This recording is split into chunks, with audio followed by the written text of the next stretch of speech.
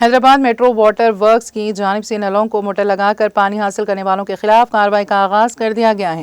Water works vigilance اور اداروں نے موسیٰ آرام باغ سیکشن حدود میں شالی ویہانہ نگر میں پانی کی سربراہی کے دوران روڈ نمبر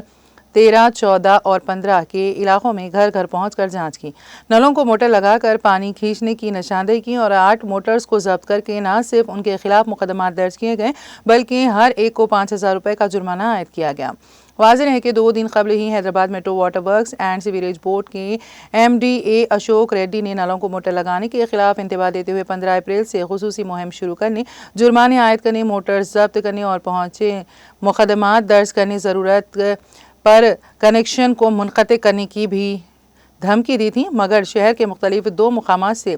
لو پریشر پانی کی بڑی شکایت وصول ہونے کے بعد بورڈ کے ویجیلنس اور اداروں نے موسیٰ آرام باغ کے شالی ویہانہ آباد نگر کے مختلف علاقوں کا دورہ کیا۔